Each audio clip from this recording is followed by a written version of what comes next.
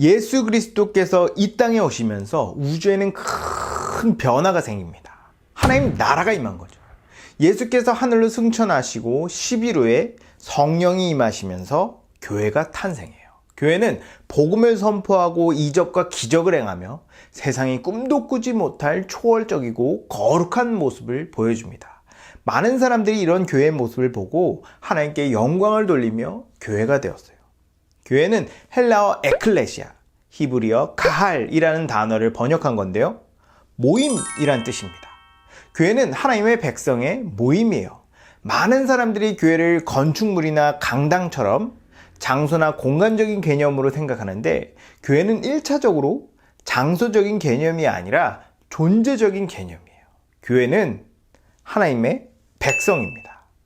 사도행전에 보면 스데반이 이스라엘을 광야교회라고 부르는 장면이 나오는데요. 그때 이스라엘 민족은 자기 땅도 없는 떠돌이 집단이었어요. 게다가 신약시대의 교회도 구체적인 장소 없이 이곳저곳 옮겨다니며 여러 장소에서 예배를 드렸죠.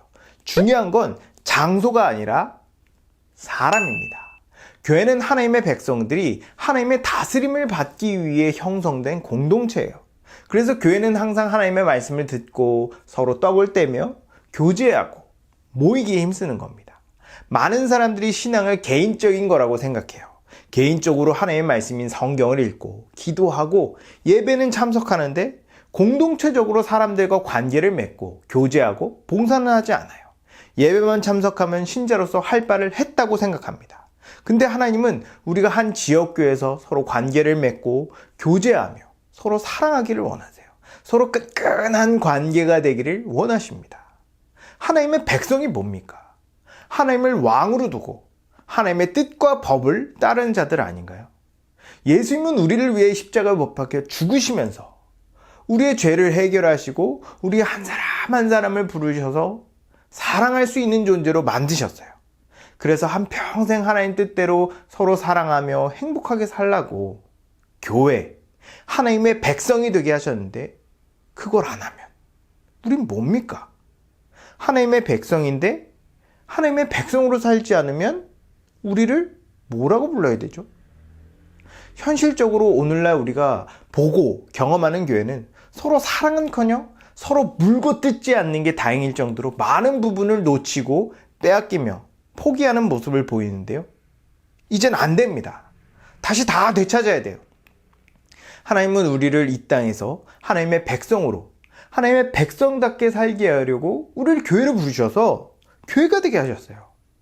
우리가 누구인지 알고 우리가 추구해야 될 것이 무엇인지 안다면 우리는 이제 그렇게 살 수 있다고 믿어야 됩니다. 하나님께서 그렇게 살라고 부르셨으니 실제로 그렇게 살 수 있어요. 각 지역 교회마다 여러 가지 문제와 현실적인 한계가 있다는 거 잘 압니다. 그러나 우리가 성경이 말하는 참된 교회를 믿는다면 문제와 한계는 극복됩니다.